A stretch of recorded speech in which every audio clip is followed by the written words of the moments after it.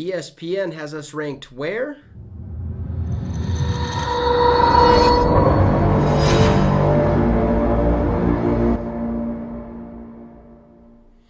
What's up, guys, and welcome to the Minnesota Vikings Syndicate, a show for the fans, by a fan. Do me a favor, if you're a returning viewer and have not hit that subscribe yet, it'd be much appreciated if you considered doing so. Our goal is 300 by kickoff of the regular season when we take on the Green Bay Packers, which is September 11th. And if you are a new viewer, welcome to the Minnesota Vikings Syndicate, where you're going to get endless amounts of content surrounding our Minnesota Vikings. And if you like it, might as well go ahead and hit that subscribe and help me out to get to that 300 mark.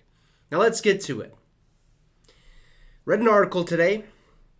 Not so pleased, I'll tell you that much. ESPN has released their initial power rankings. Now we get it. We know what power rankings are all about. Just a couple minds getting together and deciding where a team should be placed. Well, listen, ESPN's power rankings has got me in quite the uproar, okay? Because there's multiple teams ahead of the Vikings that kind of makes me sick to my stomach. Like, they're really thinking the Vikings aren't going to do much this year, aren't going to live up to expectations. But that's okay. That gives us the extra chip on our shoulder that we need. I don't even know if we really needed it. I mean, we did miss the playoffs the past two seasons. But ESPN. Now, man, we'll get to it, okay? Christopher Gates for the Minnesota Vikings, one of the beat writers, dove into what ESPN actually ranked the Minnesota Vikings on their initial power rankings. He goes to say, the preseason is just about over. And with that, we're probably going to start seeing sites around the internet start to put together their initial power rankings as we head into the 2022 NFL season. One outlet has done just that, and they don't appear to think, well, too highly of our Minnesota Vikings. The initial power rankings for this season are out over at ESPN, and they have the Vikings all the way down at number 23 to start the year. That seems awfully low for a team that was competitive in pretty much every game they played last season and doesn't appear to have really gotten any worse over the course of the offseason. 23rd? Oh, are you kidding me? 23rd overall in the initial power rankings. That Christopher laid it out right there. We were in every single game last season. Do I have to continue to bring up this stat where, listen, the Vikings, if you take out the final 2 minutes of every game, would have finished 15-2 last season. Now, it doesn't mean anything because we ultimately lost those games. But we were in every single one of them. At least one possession, at least 14 times last year. One possession games. We're a good ball team, and I think we're only getting better, especially with the newly acquired head coach and offensive-minded head coach in Kevin O'Connell.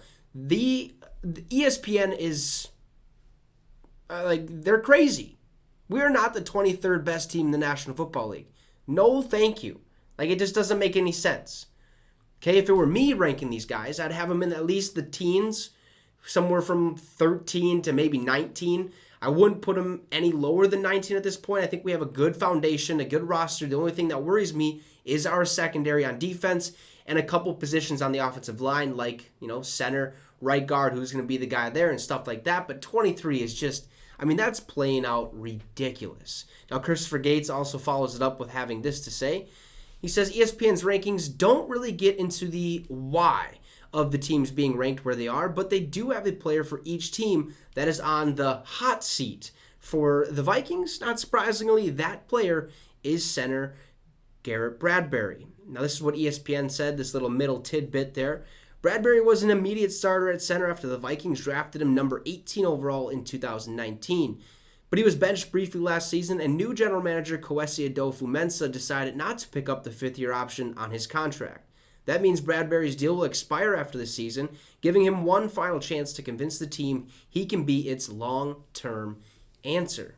Christopher Gates follows it up saying the rest of the offensive line seems to be pretty well set at this point.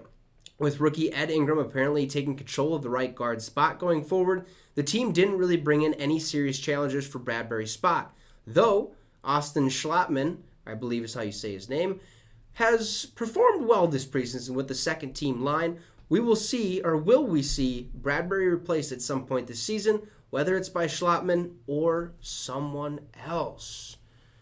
Yes, Okay, we need to. Been screaming it from the mountaintops for quite some time. Go sign J.C.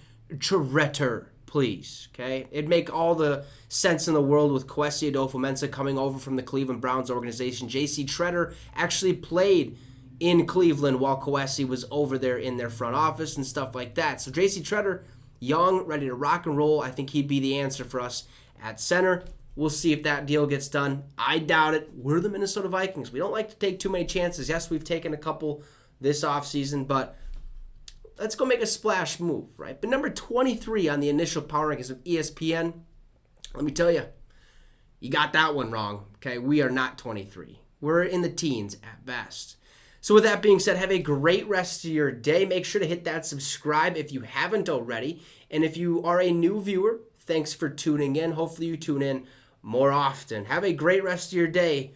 Skol Vikes.